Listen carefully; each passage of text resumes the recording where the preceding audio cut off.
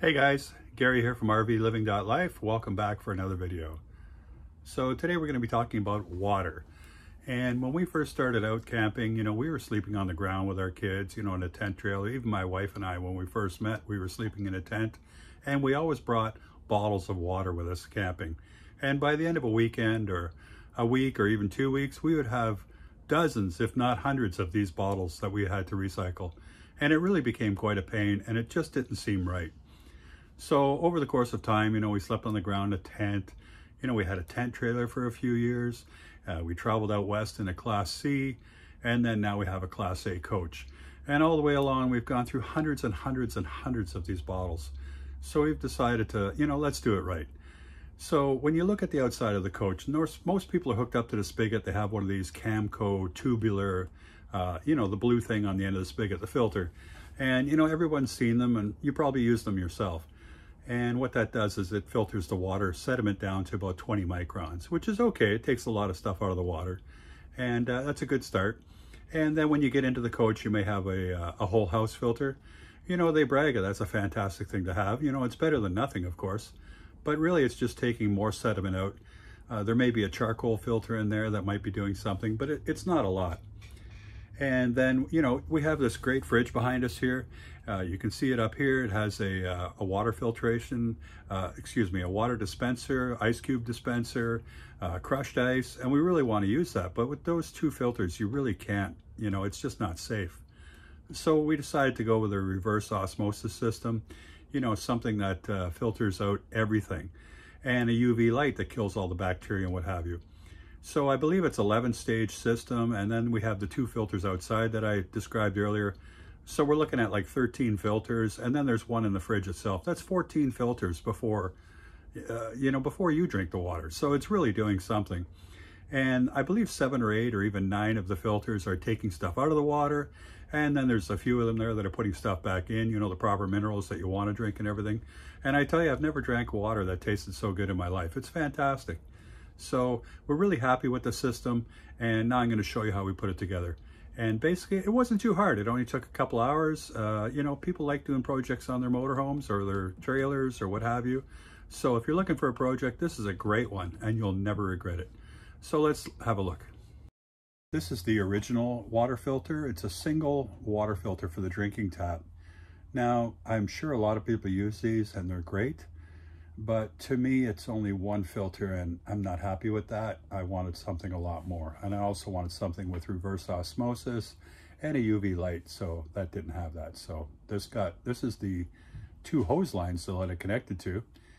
And all I did was I just took the connections off, and I pulled them back through the wall there and drilled new holes over where the new water filter system was, and just ran the hoses back out and connected. It was very simple to do. Here I show that I'm opening the door to where my water tanks are, my fresh black and gray tanks. And, this door should be hinged, but in my coach it's bolted from underneath. So I had to unbolt it and lift it up. And I just had to open this up so that I could reroute the hoses from the holes in the wall where they are to the new holes for the location of the filters, which again was quite simple. It was just a matter of opening it up and drilling a few holes.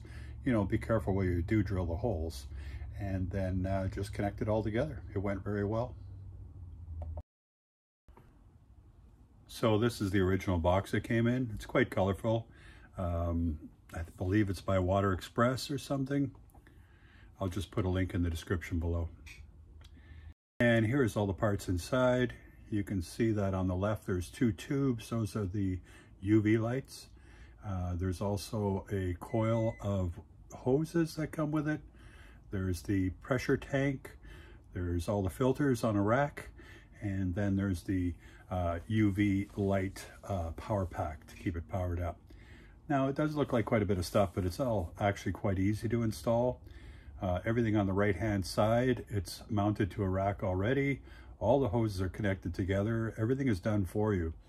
You just have to mount 2 screws into the wall, or I did anyway, and hang it on it, and that was it for that. And all I did was the hose line that came from the original water filter, the one single unit it had, I just ran it into one side of this thing and then out the other. So really there was not much to it at all. As for the pressure tank, it was just a hose line that I had to connect, and it was easy. It's just a hose that you push into the connection and it locks on. And the pressure tank I mounted about, I don't know, 3 or 4 feet away from the system, just for the fact that I needed a good secure spot to mount it. And that worked well. And then for the power pack for the UV light, I had a plug right there that I could plug it into, and that worked well. And here you can see the finished product of how it's all hooked up. It kind of looks nice. I really like the way it looks. And everything's hooked up and ready to go. Now the filters that are all in the rack there, they were a little too tall to fit in that spot. So all I did was I tipped them forward a bit, and I put some zip ties on it to hold it so that it all secures together well. But it's all still clipped into the original clips. It just stacked up at a different angle. So to summarize, the only thing I had to do really was undo the single filter that I had and take the 2 hose lines and drill a few holes in the wall and run them out and connect them onto here. And then another hose over to the pressure tank. And that's it. And it was simple. Oh, and also the power pack I had to plug in up above. And you can see there's a cord plugged into the receptacle up there. But it all went well. It was very easy to do.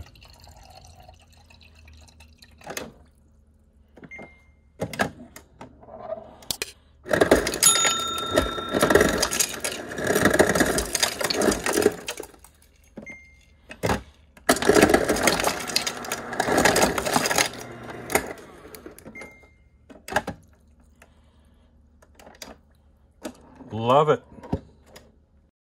Thanks for watching, and I appreciate your views. And if you could just click the subscribe button, you know, maybe click a like and ring that little bell, you know, all those things help us out a lot. And we'll see you in the next video. Thanks for watching. Take care. Bye now.